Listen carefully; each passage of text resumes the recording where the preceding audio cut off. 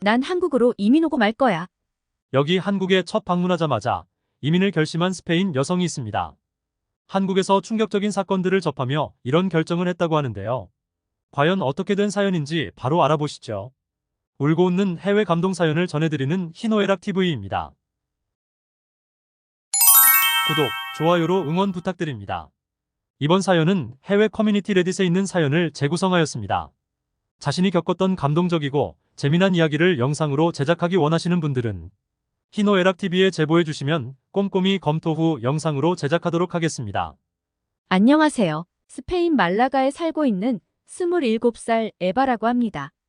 저는 말라가에서 관광 가이드로 일하고 있답니다. 여러분은 말라가를 아시나요? 대부분 스페인 하면 마드리드나 바르셀로나를 아실 거예요. 경제적으로 발전한 지역이고 축구팀으로 유명한 도시죠. 말라가에는 아름다운 해변과 알카사바, 피라미데 스성 같은 역사 유적지가 있어요. 그래서 많은 사람들이 관광업으로 생계를 유지하고 있어요. 하지만 말라가는 스페인 안에서 가난한 도시예요. 저소득층이 많기도 하고 실업률이 엄청나게 높은 편이죠. 아마 한국과 비교하면 처참한 수준일 거예요. 그만큼 먹고 살 게 없는 이곳에서 사람들은 돈벌이를 해야 할 수단이 필요했고, 그래서 여러 관광 상품을 개발해서 먹고 사는 도시이죠. 그리고 그 관광객들에게 숙박이나 음식, 여행 서비스를 제공하는 게 이곳 주민들이 그나마 돈벌이를 할 수 있는 수단인데요. 저희 부모님도 이곳에서 식당을 운영하고 계세요. 저도 어렸을 땐 부모님 일을 돕다가 대학을 졸업하고서는 관광 가이드를 하며 지내고 있었어요. 저는 말라가를 사랑하기 때문에 관광 가이드로 활동하는 게 너무 보람차고 즐거워요. 그러던 어느 날 미국로 유학을 갔던 친구에게 연락이 왔습니다. 나탈리아는 초등학교부터 고등학교까지 같이 학교를 다녔던 절친한 친구였어요. 저와는 달리 학창시절 공부를 잘했기 때문에 미국의 대학으로 진학했고 그 길로 스페인을 떠났었죠. 미국에서 대학 졸업 후 다시 이곳으로 돌아올 날을 기다렸던 저는 놀랄만한 소식을 듣게 되었어요. 나탈리아는 이곳으로 돌아오지 않고 이제는 한국으로 갈 거라고 하더군요. 잠시 한국에 여행을 갈 거냐고 물었더니 아예 한국으로 이민을 갈 거라고 했어요. 너는 공부도 잘해서 미국으로 유학도 갔고 고액 연봉을 받으며 취업할 수 있을 건데 뭐가 아쉬워서 한국 같은 나라로 간다는 거냐고 물었어요. 정말 이해가 안 됐기 때문이죠. 나탈리아는 주변 사람들이 자기한테 그런 식으로 말을 하지만 그것은 다들 한국을 모르기 때문에 하는 말이라며 끔찍한 스페인 말라가로 돌아가느니 한국에 가서 사는 게 훨씬 좋다는 말을 하더군요. 물론 말라가가 낙후되어 있고 치안도 안 좋긴 하지만 그래도 평생을 살아온 고향이고 여기서 관광객들을 상대로 장사를 하면서 먹고 사는데 지장이 없는 삶이 나쁘지 않았어요. 저는 나탈리아가 미국에서 대학도 졸업했음에도 불구하고 스페인으로 와도 괜찮은 일자리를 구하기도 어려우니 그냥 도피성으로 한국으로 간다고 생각했어요. 말로는 한국인 남자친구와 결혼을 하고 한국에 정착하기 위해 떠난다고 했지만 나탈리아가 정말 여기 스페인에서 괜찮은 직장을 구했다면 그녀는 그런 선택을 하지 않았을 거라고 확신했습니다. 왜냐하면 제가 알고 있는 바로 경제 수준은 한국이 스페인보다 한참 아래라고 생각했거든요. 스페인을 넘으면 선진국이라는 말이 유행처럼 돌고 있었고 스페인 사람들은 우리는 선진국 대열에 속해 있다는 자부심이 강했어요. 유럽은 워낙 강대국들이 모여있기도 하지만 EU에서 나름대로 영향력 있는 선진국으로 인식되고 있었기 때문이죠. 저도 먹고 살기 힘들고 부자가 되기에는 너무 어려워 보이는 인생이었지만 그래도 한국은 아니라고 생각했어요. 나탈리아는 고향 마을인 이곳에서 결혼식을 올리기 위해 잠시 여기에 들렀다가 채 열흘도 지나지 않아서 모든 일정을 마치고 한국으로 떠나갔어요. 일정이 촉박한 나머지 나탈리아와 그동안에 어떻게 지냈는지, 어떤 일들이 있었는지 자세히 대화할 시간도 사실은 없었어요. 결혼식 준비로 바쁘고 친척들에게 한국인 남편을 소개시켜드리기도 바빠 보였습니다. 저희 식당에 와서 예비 신랑과 몇 시간 머물다 갔지만 그때 또 하필 바쁜 시간대라 손님들이 몰려와서 나탈리아와 이렇다 할 대화를 나누지도 못했고요. 오랜만에 만난 친구를 이렇게 보내야 하다니 너무 아쉬웠어요. 그렇게 나탈리아는 한국으로 떠났고 그곳에서 적응하기 위해 바쁘게 지내는 것 같았습니다. 그렇게 나탈리아와 간혹 가다가 연락을 하며 지내고 있었을 때였어요. 그날은 부모님을 돕기 위해 식당 일을 마무리하고 퇴근을 했습니다. 항상 그렇듯 제가 살고 있는 주택 밀집 단지는 주차할 곳이 정말 부족해요. 빈자리를 찾아서 겨우 주차를 하고 집으로 걸어가고 있었어요. 그렇게 어두운 골목을 지나며 집으로 향하고 있었습니다. 유난히 오늘따라 주차 자리가 없어서 멀리 됐는데 누군가 뒤에서 따라오는 느낌이 들었고 저는 코너를 돌자마자 미친 듯이 전력 질주했어요. 아니나 다를까 저를 따라오는 사람은 코너를 돌자 한참 멀어진 저를 보고 그 사람도 미친 듯이 뛰어오는 거예요. 소리를 지르며 뛰어왔고 다행히 그 사람에게 잡히기 전에 저희 집 건물에 공동 현관문을 열고 들어왔습니다. 그 사람은 간발의 차이로 문이 닫히는 걸 막지 못했어요. 그 사람은 철창 너머로 저를 노려봤고 저를 놓쳤다는 분풀이를 하기 위해 옆에 있던 화분들을 바닥에 집어던지고 떠났고요. 저는 손발이 덜덜 떨려서 그 자리에 앉아서 울었습니다. 이런 일을 처음 당했고요. 하지만 최근 들어서 이곳 스페인에서도 이런 범죄들이 기승을 부린다며 조심해야 한다는 내용으로 뉴스가 보도됐어요. 부모님도 요즘에는 밤길은 정말 조심해야 한다고 신신당부하셨고요. 치안이 안 좋다는 걸 알고 있었지만 막상 제가 이런 일을 당하니 이제 더 이상 스페인은 안전지대가 아니라는 생각이 들었어요. 더욱더 어려워지는 경제 상황 속에서 이렇게 도태된 사람들이 이런 식으로라도 먹고 살기 위해 무자비한 일을 서슴지 않았거든요. 그나마 다행인 것은 부모님을 먼저 집 앞에 내려드리고 저 혼자만 주차를 하러 갔던 게 더 다행이었어요. 그 사람들은 품 안에 뭘 숨기고 있을지 모르고 때문에 그 자리에 부모님과 함께였다면 정말 끔찍할 뻔했어요. 그리고 다음날 출근을 위해 조심스럽게 밖으로 나왔고 역시나 제 차에 유리창이 부서져 있었습니다. 그 사람이 분풀이를 하고 갔겠죠.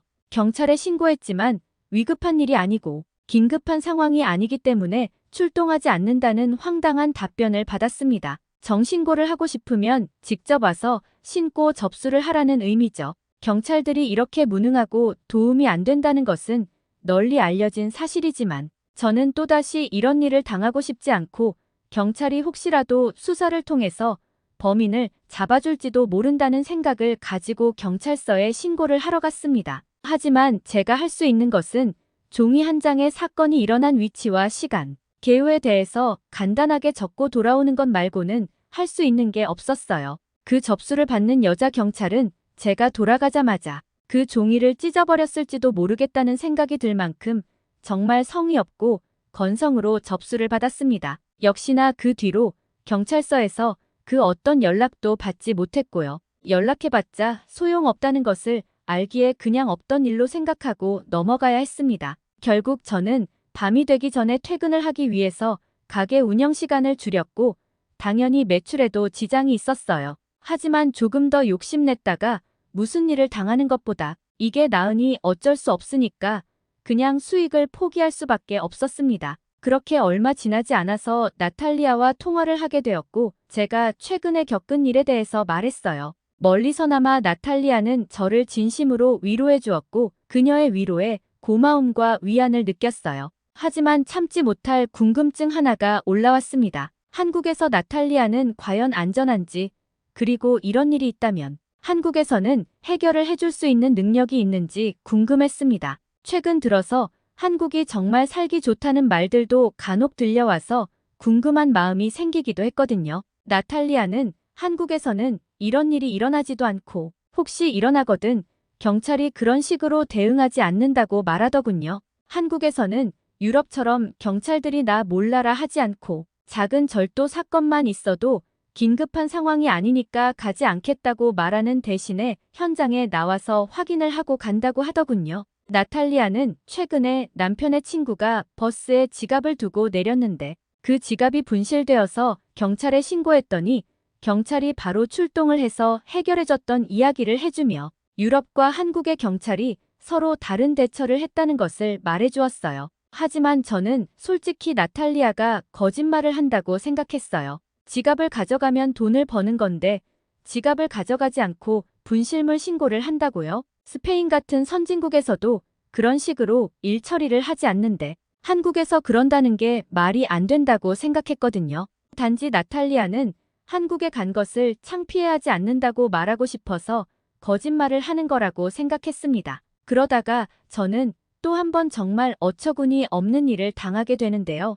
아침에 출근해 보니 가게 유리창에 금이가 있었어요. 일부 깨지기도 했고요. 가게 안에 주먹만한 돌덩이가 떨어져 있었습니다. 누가 돌을 집어던진 게 확실했습니다. 당연히 경찰에 신고를 했습니다. 하지만 이번에도 이미 일어난 일이고 긴급한 상황이 아니기 때문에 출동하지 않겠다는 거예요. 정말 화가 머리끝까지 났습니다. 화난 채로 경찰서에 방문했고 강력하게 항의했지만 그들은 저를 거의 무시하는 듯 했어요. 종이 한 장을 내밀며 여기에 리포트를 작성하고 가라고 하는 말만 반복할 뿐이었어요. 저번에도 이런 리포트를 작성하고 갔는데 아무 연락도 없지 않았냐며 화를 냈지만 그들은 제 말을 신경조차 쓰지 않았습니다. 저와 같은 사람들이 매일 몇 명씩 찾아오고는 하니 그냥 그러려니 하는 눈치였어요. 그렇다고 리포트를 작성 안 할 수도 없으니까 일단 하고 나왔죠. 경찰서에 가서 강력하게 항의했던 탓인지 한 달 뒤쯤 연락이 오더군요. 수사를 진행해봤지만 그나마 있던 CCTV가 작동 중이지 않았고 그 이외에 모든 수사 단서가 없다며 저희 보고 직접 가게 주변에 CCTV를 설치하는 게 범죄를 예방하는 방법이라고 말해주고 통화는 끝났습니다. 그게 정말로 다였어요. 주변 상인들은 그들이 제 리포트를 잊어버리지 않고 기억해줬다는 것에 감사 인사라도 해야 할 정도라며 스페인의 행정에 강한 불만을 표시하기도 했죠. 이 일로 저희 가게 및 주변의 가게들이 공금을 모아 CCTV를 설치하기까지 했습니다. 그 뒤로 나탈리아와 통화하며 많은 대화를 했습니다. 그리고 이번에 있었던 일에 대해서 이야기도 나왔어요. 이제는 안전하지 않겠냐며 진작에 CCTV를 달아놓았어야 했다며 말이죠. 나탈리아는 한 번 더 놀라며 여기 한국은 사비를 들여서 길거리에 CCTV를 설치하지 않는다며 한국에서는 어디를 가나 CCTV가 길거리를 찍고 있고 한국에서는 그런 일이 일어나지도 않을 뿐 아니라 일어나게 되면 금방 잡힌다는 황당한 이야기를 하더군요. 저는 이렇게 연속해서 범죄를 당하니 두려운 마음에 마음고생을 하고 있는데 나탈리아는 끝까지 한국에 간 것에 대해서 후회하고 부끄러운 마음을 숨기기 위해 또 방어적인 말들을 한다고 생각했어요. 그러면서도 문득 정말 한국이 그런 곳이라면 정말 살기 좋은 곳 아니겠냐는 생각도 동시에 들었습니다. 제가 정말 힘들긴 했나 봐요. 일상에 너무 지친 나머지 부모님께 잠시 여행을 다녀오고 싶다고 말씀드렸어요. 흔쾌히 다녀오라고 하시더군요. 나탈리아도 볼 겸 한국이 정말 그렇게 좋은 곳인지 확인도 할 겸 한국행 비행기표를 예매했습니다. 나탈리아에게 여행을 간다고 말을 하니 처음으로 스페인에서 친구가 온다며 너무 좋아하며 같이 수영하러 가자더군요. 나탈리아는 방이 하나 남으니 자기 집에 지내면서 원 없이 한국을 구경하자고 했어요. 저는 처음에 신세지는 것 같아서 거절하려고 했지만 한국의 숙박비를 보고 결국 나탈리아의 제안을 받아들일 수밖에 없었어요. 왜 이렇게 비싼가 하고 봤더니 한국의 경제 수준은 결코 작지 않았습니다. 실제 처음 마주한 한국의 인천국제공항은 저를 압도해버렸죠. 가도 가도 끝이 없어서 스페인 공항은 비교도 안 되더군요. 수많은 여행으로 유럽 곳곳을 다녀봤지만 이렇게 쾌적하고 큰 규모의 공항은 처음이었습니다. 한국인들의 신속한 업무 처리는 정말 유명하죠. 출국 심사는 보통 한두 시간 걸린다고 생각하지 않나요?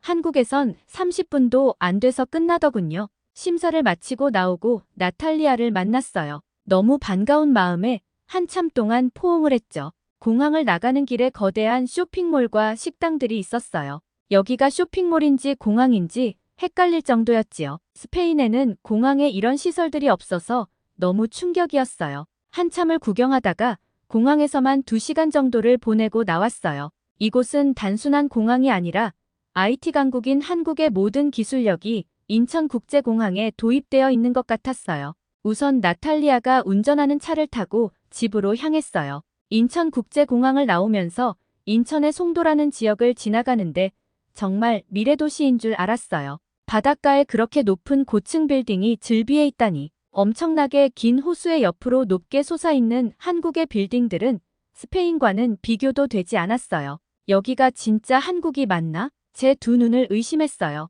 내가 여태까지 한국을 잘못 살아도 제대로 잘못 살고 있었구나 싶었습니다. 빠르게 휴대폰을 꺼내어 사진을 찍기 시작했어요. 바로 SNS에 올리며 한국을 자랑하기 시작했죠. 그렇게 1시간 정도를 달려 나탈리아의 아파트 앞에 도착했어요.